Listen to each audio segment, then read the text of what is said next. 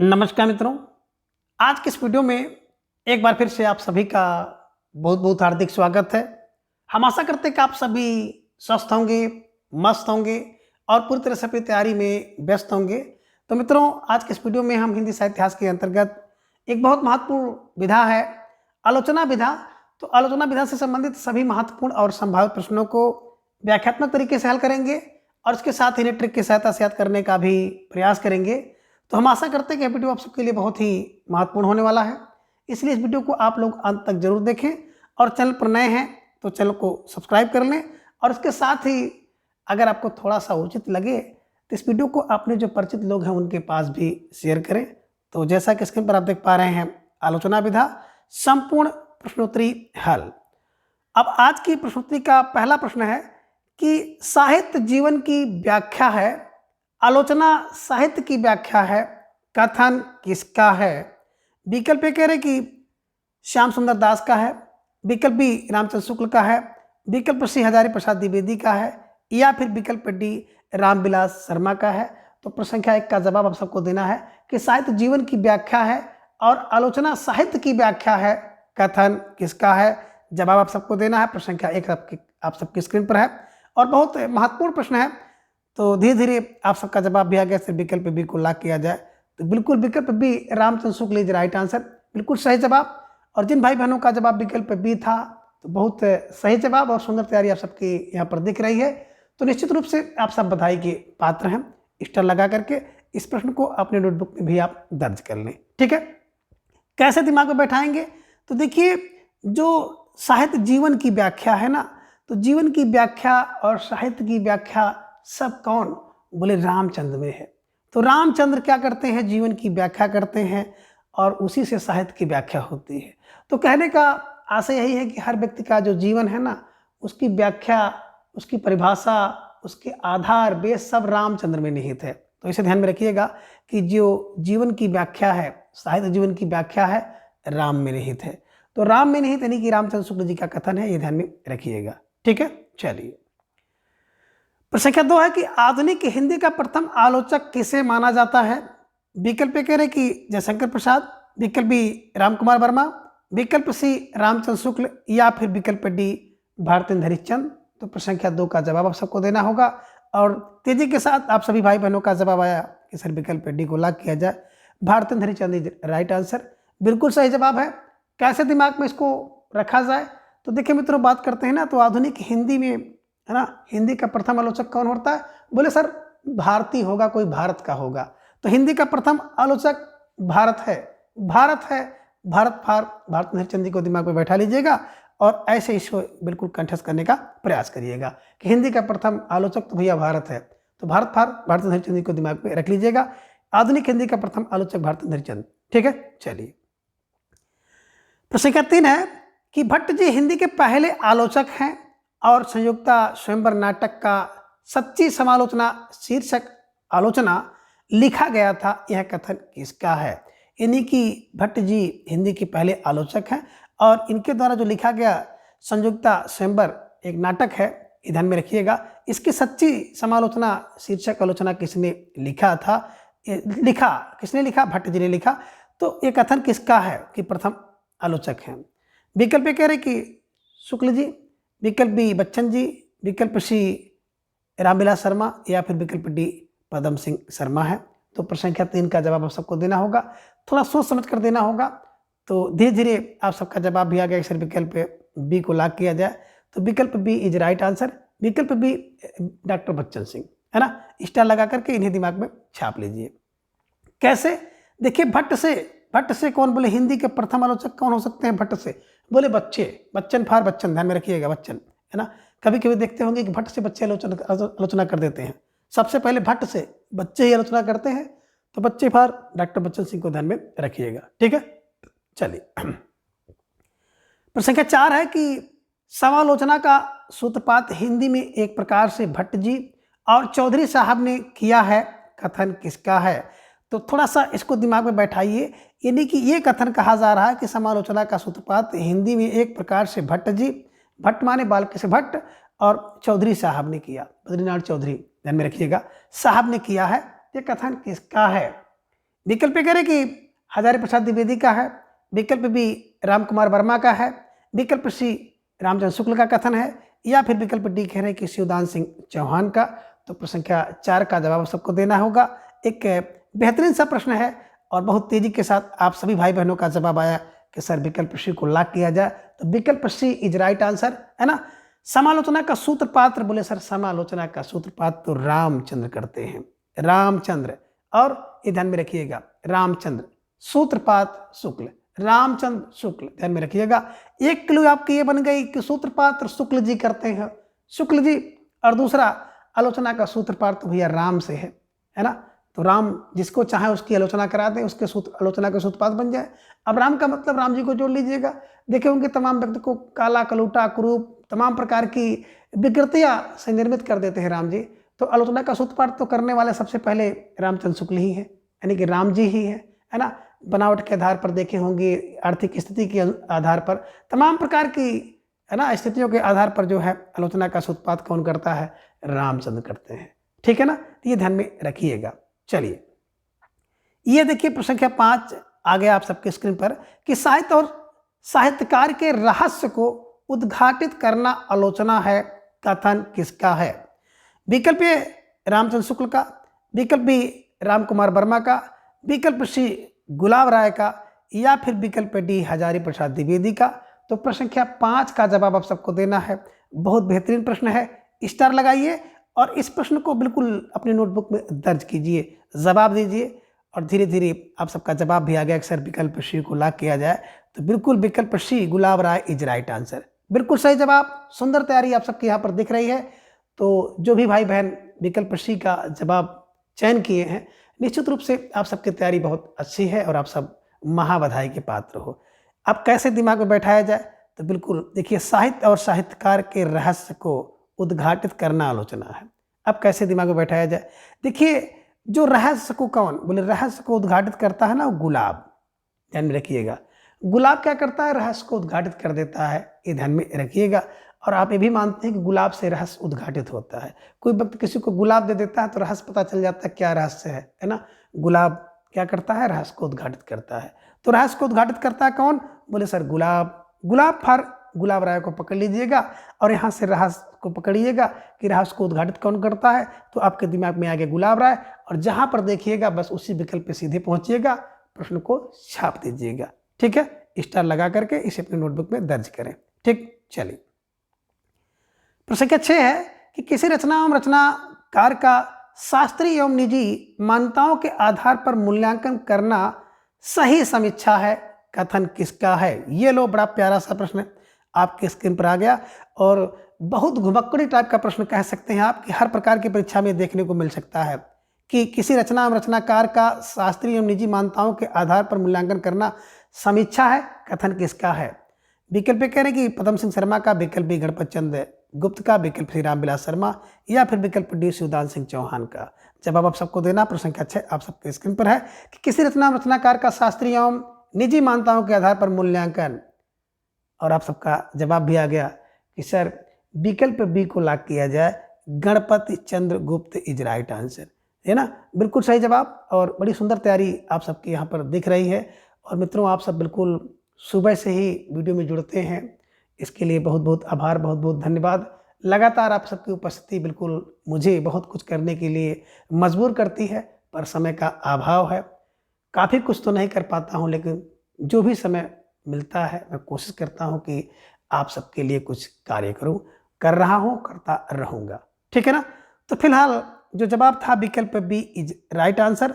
अब कैसे इसे दिमाग में बैठाएं, तो देखिए जो शास्त्रीय एवं निजी मानता है ना। अब देखे होंगे शास्त्रीय के मतलब आप कह सकते हैं कि प्राचीन काल से, पुराणों से, है ना, क्या मानता है। तो भैया निजी मानता और शास्त्रीय मानता, तो शास्त्रीय एवं निजी मानता है बोले गणपति, किसको, गणपति में। ध्यान में रखिएगा कि शास्त्रीय एवं निजी मानता है, क्या मानता है, गणपति में। हर व्यक्ति गणपति जी को देखे होंगे ना, श्री गणेशाय नमः। जब भैया शादी होगी ना, अभी आप लोग तैयारी कर रहे हैं, जब नौकरी मिल जाएगी तो शादी होगी, जो निमंत्रण कार्ड छपेगा ना, तो श्री गणेशाय नमः सबसे पहले लिखा जाएगा। ये शास्त्रीय और निजी मानता है कि सबके कार्ड पर वक्रतुंड महाकाय सूर्यकोट है ना, रहता कि नहीं। तो श्री गणेशाय ध्यान में रखिएगा, श्री गणेशाय यानी कि गणपति चंद्रगुप्त।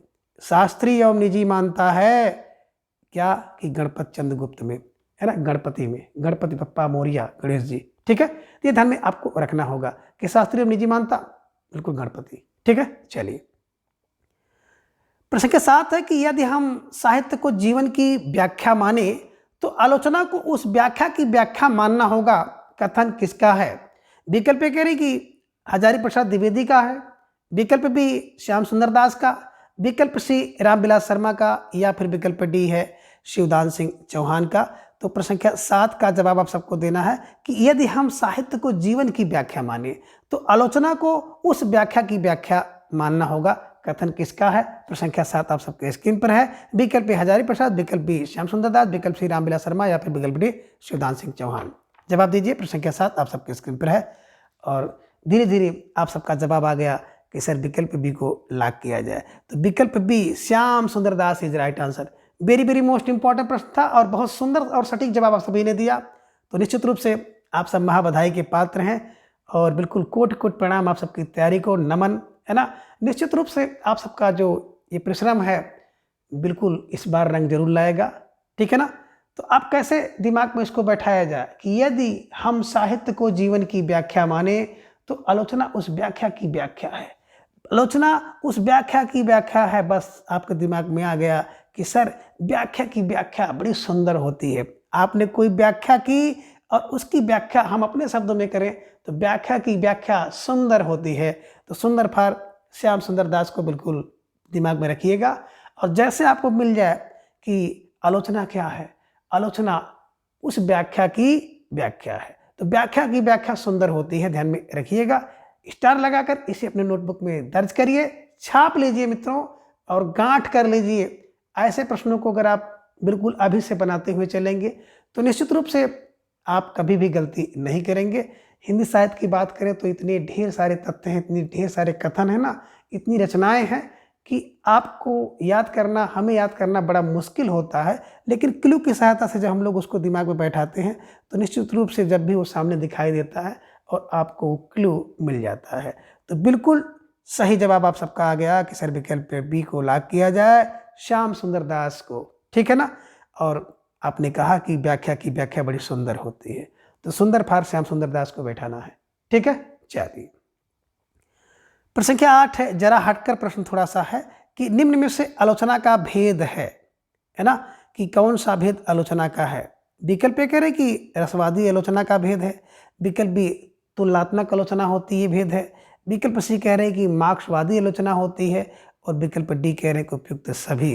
तो प्रश्न संख्या 8 का जवाब आप सबको देना है। एक बेहतरीन सा प्रश्न था और आप सबका उतना ही बेहतरीन जवाब आया कि सर विकल्प डी यानी कि सरकारी जवाब इज राइट आंसर, है ना। जो विकल्प डी है सही है, उपयुक्त सभी सही है। रसवादी बिल्कुल आलोचना एक भेद है, तुलनात्मक भी आलोचना का भेद है, मार्क्सवादी भी आलोचना का एक भेद है ना। इसके अलावा एक शास्त्रीय आलोचना भी आप देखेंगे, शैशववादी आलोचना भी होता है, प्रभाववादी आलोचना होता है और तुलनात्मक आलोचना तो आप देख ही रहे हैं। ठीक है ना। तो ये ध्यान में रखिएगा, कभी कभी इस तरह के प्रश्न भी आपकी परीक्षा में देखने को मिल जाते हैं, तो इसको बिल्कुल आपको स्टार लगा करके बिल्कुल कंठस्थ कर लेना है। ठीक है। और मित्रों, मेरे द्वारा जो भी प्रश्नोत्तरी कराई जाती है तो प्रश्नोत्तरी का उद्देश्य केवल प्रश्नोत्तरी ही नहीं है, बल्कि उसी प्रश्नोत्तरी के माध्यम से 0 लेवल से लेकर के टॉप लेवल तक के जितने भी प्रश्न बन सकते हैं पूरे प्रश्नों को बनाने का मैं प्रयास करता हूं और उसके साथ ही उस टॉपिक को पूर्ण रूप से कवर करने की मेरी पूरी कोशिश होती है। तो मित्रों, थोड़ा सा आपका समय जरूर हम लेते हैं, लेकिन कोशिश हमारी रहती है कि उस टॉपिक को बिल्कुल क्लियर एंड कट कर दें।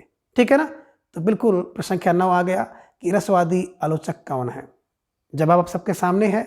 विकल्प ए नंदुलारे वाजपेयी, विकल्प बी भागीरथ मिश्र, विकल्प सी रामचंद्र शुक्ला और नागेंद्र और विकल्प डी कह रहे हैं कि रामविलास शर्मा एवं नामवर सिंह। जवाब आप सबको देना है। प्रश्न संख्या 9 आपके स्क्रीन पर है कि रसवादी आलोचक कौन है। थोड़ा सा समय लेकर जवाब दीजिएगा क्योंकि बहुत महत्वपूर्ण प्रश्न है और आपकी बार इस प्रश्न पे चूक गए तो निश्चित रूप से आप चूक गए और चूकना नहीं है। तो बिल्कुल आप सबका जवाब भी आ गया कि सर विकल्प सी को लॉक किया जाए, रामचंद्र शुक्ल एंड डॉक्टर नागेंद्र, है ना, रसवादी। ठीक है ना। रसवादी। अब देखिए रस किसमें, हमने बताया था रस, है ना, डॉक्टर रस लेते हैं ना, रस रस इनकी एक रचना है ना। और बिल्कुल रामचंद्र शुक्ल, राम रसायन तुम्हारे पास आ। तो रसवादी आलोचक रामचंद्र शुक्ल और नागेंद्र जी, ठीक है, ये ध्यान में आप रखिएगा, ठीक है ना। बात करें यहाँ पे दुलारे जी को देख रहे हो ना, तो दुलारे जी सैषणवादी आलोचक हैं। भागीरथ मिश्र जी को देख रहे हैं विकल्प बी में, और इनके साथ साथ गणपत चंद्र गुप्त जी भी हैं जो कि शास्त्रीय आलोचक हैं, ये भी आप ध्यान में रखिएगा, ठीक है ना। तो निश्चित रूप से जिन भाई बहनों का जवाब विकल्प सी था रसवादी सही है। और विकल्प डी की बात करें ना, तो रामविलास शर्मा और नामवर सिंह को भी आप दिमाग में बैठा लीजिए, ये बड़े प्रसिद्ध मार्क्सवादी आलोचक हैं। तो मार्क्सवादी विलास जो करेगा ना, मार्क्सवादी और नामवर होगा, तो ये ध्यान में रखिएगा, ठीक है ना। तो निश्चित रूप से जिन भाई बहनों का जवाब विकल्प सी था, विकल्प सी इज राइट आंसर, ठीक है। चलिए प्रश्न संख्या 10, तुलनात्मक आलोचना का जनक किसे माना जाता है? विकल्प कह रहे हैं कि इलाज चंद जोशी को, विकल्प बी पदम सिंह शर्मा को, विकल्प सी बाबू गुलाब राय, या फिर विकल्प डी रामविलास शर्मा को। तो प्रश्न संख्या 10 का जवाब आप सबको देना है कि तुलनात्मक आलोचना का जनक किसे माना जाता है। और धीरे धीरे आप सबका जवाब भी आ गया कि कल के प्रश्नोत्तरी में भी आप सबने देखा था, विकल्प B Padam Singh Sharma is right answer, बिल्कुल सही जवाब। और बहुत सुंदर तैयारी आप सबकी दिख रही है। स्टार लगा करके इसको अपने नोटबुक में दर्ज कर लीजिए कि तुलनात्मक आलोचना का जनक कौन है। बिल्कुल देखिए, तुलना किससे होती है, मैंने आपको बताया था कि तुलना जब भी होती है ना, तो व्यक्ति के पद से होती है, किस पद पर आप कार्यरत हो। और आपने देखा होगा कस्बे में, शहर में, नगर में, गांव में, जहां भी आप रहते हैं ना, वहाँ की जब औरतें इकट्ठा होती हैं तो उनका भी एक क्लब बन जाता है। और आपके पति क्या करते हैं, आपके हस्बैंड जी क्या करते हैं, किस पद पर हैं, तो पद के अनुसार से तुलना होती है। और आजकल जो समाज का वो बन गया भैया ना, कि पद के अनुसार आपको सम्मान भी दिया जाता है। आप अच्छे पद पे हैं तो बहुत सम्मान मिलेगा, आप थोड़ा सा किसी कारण से भी चयनित नहीं हो पा रहे हैं तो आपको सम्मान थोड़ा सा, है ना, बिल्कुल सम्मान क्या सम्मान, अब जान ही गए हैं। और घर में ही भेदभाव होता है ना। एक बच्चा फौज में है तो उसको बड़ा सम्मान है, दूसरा घर पर है तो उसको बिल्कुल सम्मान नहीं है, जबकि वो तैयारी भी कर रहा है, सब कुछ कर रहा नहीं है ना। और एक आपने ये भी देखा होगा, जो जॉब में रहते हैं ना, उनकी रोटी में घी लगी होती है, और जो जॉब में नहीं है तो उनको रूखी सूखी जो भी मिल गया उसी से काम चलाना है। तो ये बिल्कुल फैक्ट है, सही है, और हो भी सकता है, नहीं भी हो सकता है। तो कोई भी भाई बहन इसको अपने बिल्कुल हृदय में ना ले, है ना। किसी की भावना को हर्ट पहुंचाना मेरा उद्देश्य नहीं है, बस ये है कि आप इसको दिमाग में बैठा लें, है ना। तो बिल्कुल तुलना पद से होती है, तो पद for Padam Singh Sharma is right answer, ठीक है। चलिए प्रश्न संख्या 11 कि रामचंद्र शुक्ल के अनुसार हिंदी का प्रथम आलोचक कौन है? विकल्प कह रहे कि भारतेंद्र हरिश्चंद्र, विकल्प बी बालकृष्ण भट्ट, विकल्प सी रामविलास शर्मा, या फिर विकल्प डी पदम सिंह शर्मा। तो प्रश्न संख्या 11 का जवाब सबको देना है कि रामचंद्र शुक्ल जी के अनुसार हिंदी का प्रथम आलोचक कौन है। और धीरे धीरे आप सबका जवाब आ गया कि सर विकल्प बी को लॉक किया जाए, Balkrishna Bhatt is right answer, बिल्कुल सही जवाब। और सुंदर तैयारी आप सबके द्वारा देखने को मिल रही है ना, कि शुक्ल जी ने किसको मतलब माना प्रथम आलोचक, तो बिल्कुल भट्ट से माना, भट्ट से किसको, बालक को माना। तो Balkrishna Bhatt is right answer. अब देखे होंगे जो बाल होते हैं ना, वो भट्ट से जो आलोचना करते हैं, तो बिल्कुल वही सबसे पहली आलोचना है और सही आलोचना है बच्चों द्वारा। तमाम प्रकार के लोग बच्चों को मना करते हैं, कोई पूछेगा पापा कहाँ पे है, बताना मत बेटा पापा घर पे हैं। और बच्चे से पूछते बेटा पापा कहाँ है, तो बच्चा सीधा बता देता है कि पापा मना किए हैं, पापा कहे हैं कि बताना नहीं कि पापा घर में है ना। तो बिल्कुल भट्ट से, है ना। हिंदी का प्रथम आलोचक रामचंद्र शुक्ल के अनुसार कौन है, बालकृष्ण भट्ट हैं। तो राम के अनुसार रामचंद्र शुक्ल को राम जी मानिए, राम के अनुसार जो बाल होता है वो भट्ट से आलोचना करता है, तो प्रथम आलोचक वही है जो बालक है, बाल है, ठीक है, ये ध्यान में रखिएगा। आगे प्रश्न संख्या 12 है कि हिंदी में व्यावहारिक आलोचना का जनक किसे माना जाता है? विकल्प कह रहे हैं कि भारतेंद्र हरिश्चंद्र को, विकल्प बी बालकृष्ण भट्ट को, विकल्प सी पदम सिंह शर्मा को, या फिर विकल्प डी महावीर प्रसाद द्विवेदी को। तो प्रश्न संख्या 12 का जवाब आप सबको देना है कि हिंदी में व्यावहारिक आलोचना का जनक किसे माना जाता है। और धीरे धीरे आप सबका जवाब भी आ गया कि सर विकल्प बी को लॉक किया जाए, Balkrishna Bhatt is right answer. बिल्कुल सही जवाब है। जिन भाई बहनों ने विकल्प बी का चयन किया, बहुत सही जवाब और सुंदर तैयारी आप सबकी यहाँ पर दिख रही है, तो निश्चित रूप से आप सब बधाई के पात्र हैं, है ना। देखिए, अगर बात करते हैं कि व्यवहारिक आलोचना, है ना, प्रैक्टिकली, बिल्कुल प्रैक्टिकली है, सिद्धांत इसमें कुछ नहीं है, बिल्कुल सही है। बालकृष्ण भट्ट, बालक जो होता है ना, बिल्कुल व्यवहारिक आलोचना करता है। वो किसी प्रकार की चापलूसी वगैरह पसंद नहीं करता है, जो है एज इट इज जो सीधे कह देता है। आप किसी बालक को कहते हो भैया तुम बहुत सुंदर लगत हो, लेकिन वो तुरंत कहता है नहीं, आपकी बड़ी बड़ी मूछें अंकल, आप तो नहीं अच्छे लग रहे हो, या आपके सर के बाल गिर गए, आप बिल्कुल अच्छे नहीं लग रहे हो। वो तुरंत आलोचना कर देता है। तो व्यवहारिक आलोचना बिल्कुल बालक करता है, बालकृष्ण भट्ट, है ना। तो बालक करता है भट्ट से व्यवहारिक आलोचना, ये ध्यान में रखिएगा। किसी प्रकार के उसके अंदर चापलूसी, बनावटीपन नहीं होता है, ये ध्यान में रखिएगा। स्टार लगा करके इसको ऐसे बिल्कुल आप छाप लीजिए, ठीक है। चलिए, प्रश्न संख्या 13 की हिंदी नवरत्न एवं आलोचनात्मक ग्रंथ किसका है? विकल्प कह रहे कि रामचंद्र शुक्ल का है, विकल्प बी मिश्र बंधु का है, विकल्प सी बद्रीनारायण चौधरी का है, या फिर विकल्प डी बालकृष्ण भट्ट का। तो प्रश्न संख्या 13 का जवाब सबको देना है कि हिंदी नवरत्न आलोचनात्मक ग्रंथ किसका है, और आप सबका जवाब भी आ गया अक्सर विकल्प बी को लॉक किया जाए, मिश्र बंधु इज राइट आंसर, है ना। लिखा है नवरत्न और वर्ष समय इसका है 1910 में। तीनों भाई हैं, कौन? श्याम सुख गणेश, ये भी आप ध्यान में रखिएगा। और हिंदी नवरत्न की बात करें ना, तो यही वो आलोचनात्मक ग्रंथ है जहाँ से देव बड़े की बिहारी बड़े विवाद उत्पन्न हुआ था, ये ध्यान में आप रखिएगा, ठीक है ना। ये कभी कभी प्रश्न में, परीक्षा में प्रश्न पूछ लिया जाता है कि वो कौन सा ग्रंथ है जिसने देव बड़े की बिहारी बड़े, है ना, इस विवाद को जन्म दिया है। तो हिंदी नवरत्न ध्यान में रखिएगा, मिश्र बंधु द्वारा लिखी गई, है ना, आलोचनात्मक ग्रंथ है, ठीक है। चलिए, प्रश्न संख्या 14 है कि देव बड़े की बिहारी, है ना, देव बड़े की बिहारी विवाद में भाग लेने वाली कृतियां कौन कौन सी हैं? विकल्प ए कह रहे हैं कि बिहारी सतसई है, विकल्प बी कह रहे हैं कि देव और बिहारी है, विकल्प सी कह रहे हैं कि बिहारी और देव हैं, या फिर विकल्प डी उपयुक्त सभी हैं। तो प्रश्न संख्या 14 का जवाब आप सबको देना है, और बड़े तेजी के साथ आप सब भाई बहनों का जवाब आया कि सर विकल्प डी सरकारी जवाब इज राइट आंसर।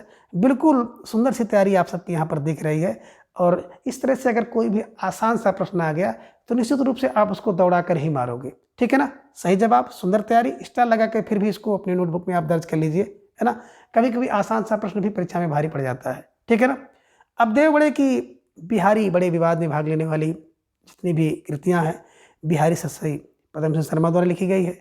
देव और बिहारी, पहले देव हैं, ध्यान में रखिएगा, देव बिहारी, कृष्ण बिहारी, और बिहारी लाला भगवान दिन, ध्यान में रखिएगा, बिहारी लाला, बिहारी में लाला कहते हैं ना, इनके द्वारा लिखी गई है। तो कहने का आशा है ये तीनों ग्रंथ है ना, तीनों ग्रंथ देव बड़े बिहारी विवाद में भाग लेने वाले हैं, ठीक है, कृतियां हैं। प्रश्न संख्या 15 की रस कलश आलोचनात्मक कृति किसकी है? विकल्प कह रहे कि अद्धा सिंह उपाध्याय हरिऔध की है, विकल्प बी मैथिली गुप्त का, विकल्प सी जयशंकर प्रसाद, या फिर विकल्प डी माखनलाल चतुर्वेदी की। तो प्रश्न संख्या 15 का फौरन जवाब सबका आ गया, अक्सर विकल्प ए को लॉक किया जाए, Ayodhya Singh Hariaudh is right answer. बिल्कुल, आप कैसे दिमाग में इसको बैठाएंगे? तो बोले सर रस का कलश जो है ना वो अयोध्या में है ना, रस का कलश अयोध्या में है, अयोध्या में, ये ध्यान में रखिएगा, रस कलश अयोध्या में। तो अयोध्या फॉर अयोध्या, है ना, अयोध्या सिंह उपाध्याय हरिऔध को ध्यान में रखिएगा। और आप ये भी कह सकते हैं कि अगर आपको रस का कलश जानना है, रस के कलश को लेना है, तो आप अयोध्या जाएं, ठीक है। चलिए, प्रश्न संख्या 16 है कि रुद्र पिंगल आलोचनाकृत किसकी है? अब रुद्र पिंगल आलोचनाकृत किसकी है? विकल्प ये कह रहे हैं कि जानकी प्रसाद की है, विकल्प बी कह रहे हैं कि ज्वाला स्वरूप की है, विकल्प सी सीताराम शास्त्री की है, या फिर विकल्प डी सुखदेव बिहारी मिश्र की है। तो प्रश्न संख्या 16 का जवाब आप सबको देना है कि रुद्र पिंगल आलोचनात्मक कृति किसकी है, या आप मोटी बात यही कहें रुद्र पिंगल किसकी रचना है। अब धीरे धीरे आप सबका जवाब भी आ गया, अक्सर विकल्प बी को लॉक किया जाए, ज्वाला स्वरूप इज राइट आंसर। बिल्कुल सही जवाब और सुंदर तैयारी आप सबके यहाँ पर दिख रही है। रुद्र पिंगल, है ना। अब देखिए रुद्र पिघलता है, रुद्र होकर पिघलता है, कौन? बोले रुद्र पिघल, रुद्र पिघल। अब रुद्र होकर पिघलता है क्या? बोले सर ज्वाला, है ना, ज्वाला रुद्र होकर पिघलती है, ध्यान में रखिएगा, रुद्र ज्वाला स्वरूप, है ना। और आप ये भी कह सकते हैं कि जब कोई व्यक्ति रुद्र रुद्र हो जाता है ना तो ज्वाला का स्वरूप हो जाता है। और रुद्र माने देख ही रहे हैं, है ना, क्रोध हो जाता है, कोई व्यक्ति गुस्से में हो जाता है ना तो ज्वाला का स्वरूप होता है। तो रुद्र व्यक्ति ज्वाला का स्वरूप होता है, ऐसे दिमाग पे रखिए ट्रिक को और बिल्कुल अपनी नोटबुक में दर्ज कर लीजिए। ठीक है, चलिए प्रश्न संख्या 17 कि काव्य दर्पण आलोचनात्मक कृति किसकी है। कई बार मैंने इसकी चर्चा आप सबसे किया है, तो देखिए प्रश्न फिर आप सबके स्क्रीन पर आ गया है कि काव्य दर्पण आलोचना कृति किसकी है। विकल्प ए विश्वनाथ प्रसाद मिश्र की, विकल्प बी बिहारी लाल भट्ट की, विकल्प सी कह रहे हैं कि राम दाहिन मिश्र की है, या फिर विकल्प डी अर्जुन दास केडिया की है। तो प्रश्न संख्या 17 का जवाब आप सबको देना है, और 17 पर खतरा भी होता है, तो ढेर सारे भाई बहन बिल्कुल खतरे में पड़ गए हैं, है ना। तो बिल्कुल, और उससे भी अधिक के भाई बहनों का जवाब सही आ गया, अक्सर विकल्प सी को लॉक किया जाए, राम दाहिन मिश्र इज राइट आंसर है। बिल्कुल सही जवाब, सुंदर तैयारी, है ना। कैसे, जो काव्य का दर्पण है ना, तो काव्य के दर्पण को दाहिने रखते हैं, दाहिने रखते हैं। अगर आपको पढ़ना है ना तो दाहिने रख के पढ़ो, काव्य दर्पण ध्यान में रखिएगा, है ना। साहित्य दर्पण एक रचना है, तो बिल्कुल विश्व देखता है साहित्य में विश्वनाथ की। ठीक है, तो यहाँ पे काव्य दर्पण आ गया, राम दाहिन मिश्र राइट आंसर। ठीक है, चलिए प्रश्न संख्या 18 है कि अलंकार मंजूषा और व्यंग्यार्थ कौमुदी आलोचना किसकी है। विकल्प कह रहे कि जगन्नाथ दास रत्नाकर का है, विकल्प बी रामदाहिन मिश्र का है, विकल्प सी लाला भगवान दीन का है, या फिर विकल्प डी विश्वनाथ प्रसाद मिश्र का है। तो प्रश्न संख्या 18 का जवाब आप सबको देना है कि अलंकार मंजूषा और व्यंग्यार्थ कौमुदी किसकी आलोचनात्मक कृति है, और आप सबका फौरन जवाब दौड़ता हुआ आ गया कि सर विकल्प सी को लॉक किया जाए, लाला भगवान दीन इज राइट आंसर। बिल्कुल सही जवाब, और बड़ी सुंदर तैयारी आप सबकी यहाँ पर दिख रही है ना। तो अलंकार बिल्कुल मंजूषा लाला को करते हैं, और व्यंग्यार्थ कौमुदी बिल्कुल भैया लाला फल लाला भगवान दीन को ध्यान में रखिएगा। ठीक है, स्टार लगा कैसे छाप लीजिए। प्रश्न संख्या 19 है कि साहित्यालोचन आलोचना किसकी है। साहित्यालोचन आलोचना किसकी है। विकल्प कह रहे हैं कि बालकृष्ण भट्ट की, विकल्प बी गुलाब राय की, विकल्प सी रामविलास शर्मा की, या फिर विकल्प डी श्याम सुंदर दास की। तो प्रश्न संख्या 19 का जवाब आप सबको देना है। एक बेहतरीन सा प्रश्न है, और आप मोटी बातों में यही कह सकते हैं कि साहित्यालोचन किसकी रचना है ना। अब साहित्यालोचन किसकी रचना है, आपका जवाब भी आ गया, अक्सर विकल्प डी को लॉक किया जाए, Shyam Sundar Das is right answer. बिल्कुल सही जवाब, और बहुत सुंदर तैयारी आप सबके यहाँ पर दिख रही है। तो निश्चित रूप से जिन भाई बहनों का जवाब विकल्प डी था सही जवाब, और आप सब महाबधाई के पात्र हो। अब देखिए बात करें साहित्यालोचन, तो साहित्य का लोचन करना सुंदर होता है, साहित्य का लोचन करना सुंदर होता है। तो सुंदर फार श्याम सुंदर दास को ध्यान में रख लीजिए, और इन्हें ऐसे ही कंठस्थ कर लीजिए। ठीक है, चलिए प्रश्न संख्या 20 है कि भाषा विज्ञान और हिंदी भाषा का विकास आलोचनात्मक कृति किसकी है। यानी कि भाषा विज्ञान और हिंदी भाषा का विकास किसकी रचना है। विकल्प कह रहे कि श्याम सुंदर दास का, विकल्प बालकृष्ण भट्ट का, विकल्प सी भारतेंद्र हरिश्चंद्र, या फिर विकल्प डी गुलाब राय का। तो प्रश्न संख्या 20 का जवाब आप सबको देना है। एक बेहतरीन सा प्रश्न है, और धीरे धीरे आप सबका जवाब भी आ गया कि सर विकल्प ए को लॉक किया जाए, Shyam Sundar Das is right answer. बिल्कुल सही जवाब, और बहुत सुंदर तैयारी आप सबके यहाँ पर दिख रही है ना कि भाषा विज्ञान और हिंदी भाषा का विकास बहुत सुंदर होता है ना। अगर आप बात करें हम लोग भाषा विज्ञान और हिंदी भाषा का विज्ञान, है ना, भाषा विज्ञान और हिंदी भाषा का विकास सुंदर होता है, तो सुंदर फार श्याम सुंदर दास। और इसके पहले भी आपने देखा कि साहित्य का आलोचन करना सुंदर होता है। तो साहित्यालोचन, भाषा विज्ञान और हिंदी भाषा का विकास ये सुंदर होते हैं, तो सुंदर फार श्याम सुंदर दास जी की आलोचनात्मक कृतियाँ हैं, ध्यान में रखिएगा।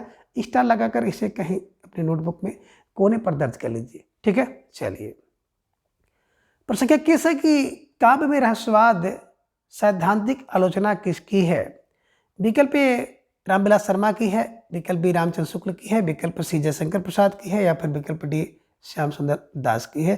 तो जवाब आप सबको देना। प्रश्न संख्या 21 आप सबके स्क्रीन पर है कि काव्य में रहस्यवाद सैद्धांतिक आलोचना किसकी है। यानी कि मोटी बात करें तो यही है कि काव्य में रहस्यवाद, है ना, किसकी रचना है। और आप सबका जवाब भी आ गया, अक्सर विकल्प बी को लॉक किया जाए, Ramchandra Shukla is right answer. बिल्कुल, जो काव्य में रहस्य है ना, बोले किसके काव्य में रहस्य है? बोले सर रामचंद्र शुक्ल के। तो रामचंद्र शुक्ल के काव्य में रहस्य है। काव्य में रहस्यवाद किसके है? बोले सर शुक्ल जी के। और कुछ ना आ जाए तो ये दिमाग में रखिएगा कि रामचंद्र के काव्य में रहस्यवाद है। रामचंद्र के काव्य में रहस्यवाद है तो काव्य में रहस्यवाद रामचंद्र शुक्ल को ध्यान में रखिएगा। स्टार लगाकर नोटबुक में दर्ज कर लीजिएगा। ठीक है, चलिए प्रश्न के 22 है कि निम्न में रामचंद्र शुक्ल की कृति है। अब इनमें कौन सी कृति रामचंद्र शुक्ल की है? जवाब आप सबको देना है। विकल्प ए कह रहे हैं कि गोस्वामी तुलसीदास, विकल्प बी जायसी ग्रंथावली, विकल्प सी भ्रमर गीत सार, या फिर विकल्प डी उपयुक्त सभी है। तो प्रश्न संख्या 22 का जवाब आप सबको देना है कि निम्न में कौन सी कृति रामचंद्र शुक्ल की है।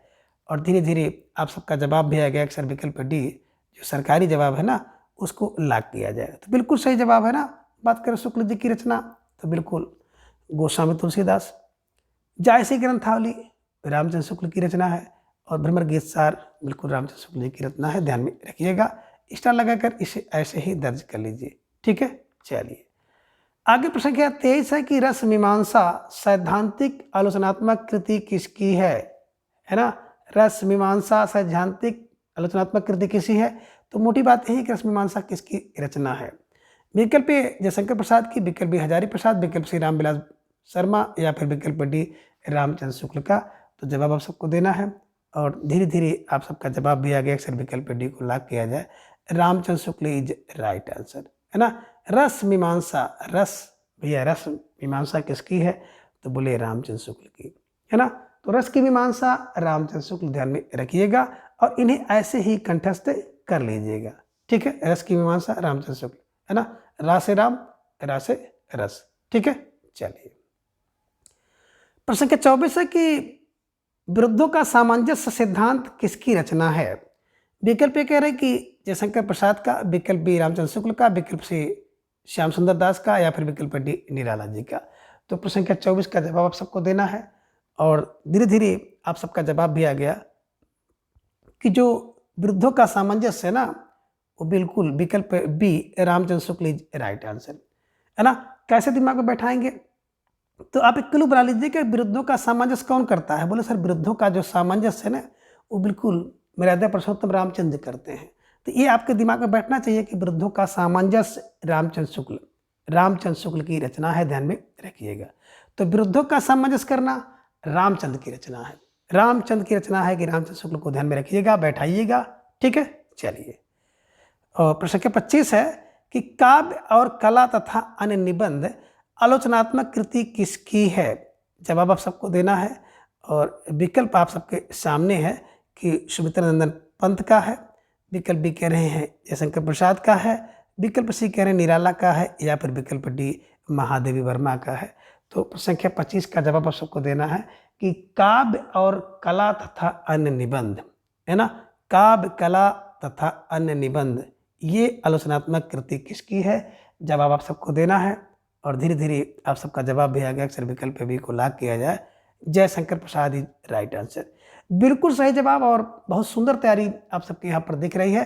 तो निश्चित रूप से जिन भाई बहनों का जवाब विकल्प बी था सही जवाब और बहुत सुंदर तैयारी आप सबके यहाँ पर दिख रही है। कैसे दिमाग में बैठाएंगे? तो देखिए मित्रों, बात करें काव्य और कला, काव्य और कला तथा अन्य निबंध, बोले जयशंकर प्रसाद की। काव्य कला जयशंकर प्रसाद की, काव्य कला जयशंकर प्रसाद की, ध्यान में रखिएगा है ना। काव्य कला किस में है? बोले सर जयशंकर प्रसाद में, ये ध्यान में रखिएगा। तो इस तरह से आप इसे याद करने का प्रयास करिएगा। तो मित्रों आज के इस वीडियो में बस इतना। अगली वीडियो में हम इसके अगले भाग को जानेंगे। तब तक के लिए आप सभी अपना ख्याल रखें और अपना स्नेह, प्रेम एवं विश्वास इसी तरह से चैनल पर बनाए रखें। प्रत्येक दिन सुबह 7 बजे हिंदी साहित्य इतिहास के प्रश्नोत्तरी के लिए आप हमारे साथ जुड़ें और प्रत्येक दिन 3:40 पर हिंदी व्याकरण की प्रश्नोत्तरी के लिए आप हमारे साथ जुड़ें और प्रत्येक रविवार को सुबह 7 बजे से टीजीटी पीजीटी हिंदी के पाठ्यक्रम पर आधारित 125 महत्वपूर्ण प्रश्नोत्तरी के लिए आप हमारे साथ जुड़ें और अपनी तैयारी को जांचें, परखें, मजबूत करें। तो मित्रों आज की इस वीडियो से अब विदा लेंगे। धन्यवाद, नमस्कार, बाय बाय।